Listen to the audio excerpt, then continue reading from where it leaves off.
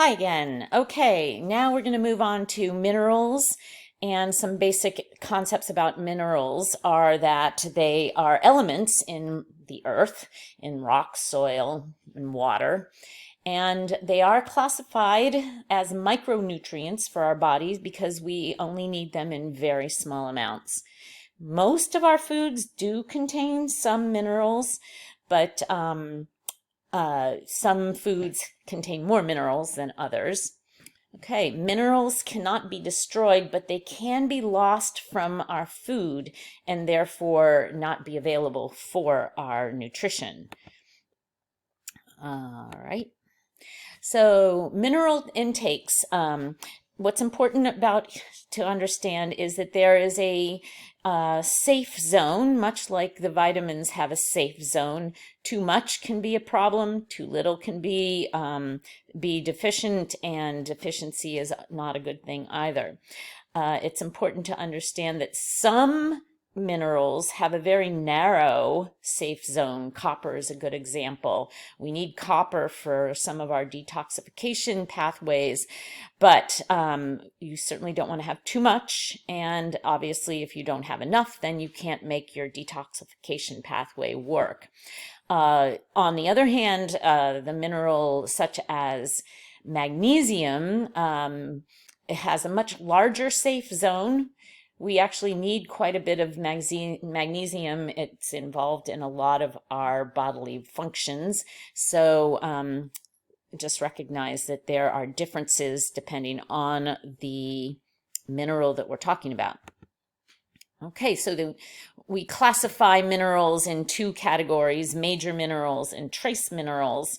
And there are these 7 major minerals. Calcium, most of us have understand calcium is in our bones, but here I just mentioned magnesium, chloride, sodium and chloride, which sodium chloride is salt, and we absolutely need salt to carry out many of our enzymatic pathways.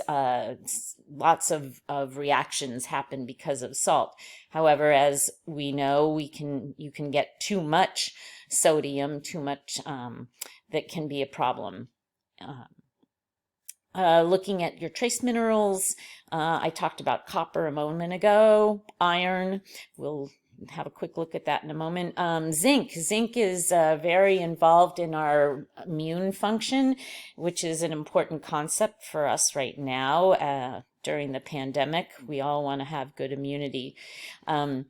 It's considered a trace mineral because you don't need as much, but you certainly need enough to have your immune processes work well.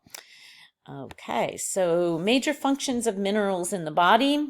Let's look at bone health again. We did that with the vitamins. So what do you need for bone health? We need calcium and phosphorus, iron, zinc, copper, manganese, fluoride, and magnesium. So we've just talked about all of those, or most of those anyway. And you can see that all of those are necessary in different amounts for good bone health. So let's just look a little closer at bone health because it's interesting. Calcium and phosphorus are the 2 main constituents of bone, but and about 99% of calcium and 80% of phosphorus are of our body's biochemical stores of those minerals are in our bones, and that's good. We want it to be in our bones. What we don't want is calcium leaching out and being carried around in our bloodstream and potentially depositing into other tissues. In my physical therapy practice, I occasionally see people who have calcium deposits in their tendons, like their shoulder tendons, for instance. And obviously that's a problem because tendons are supposed to be somewhat flexible tissue. And as soon as you put calcium into a tendon, it's not going to be as flexible or resilient as it should be. One more example is iron in blood formation. So our red blood cells have hemoglobin molecules within them, and the hemoglobin is what carries oxygen through our bloodstream to our tissues. And the heme molecule is actually made up of iron and oxygen. So this heme is the important thing. And so iron is an important mineral for our blood. And if you don't have enough of that, you can become anemic. Anemic people have very low energy, and that's because they're just not carrying enough oxygen to their tissues. Okay, well, that's all I wanted to say right now about minerals. And thank you for listening, and I will see you in the next video.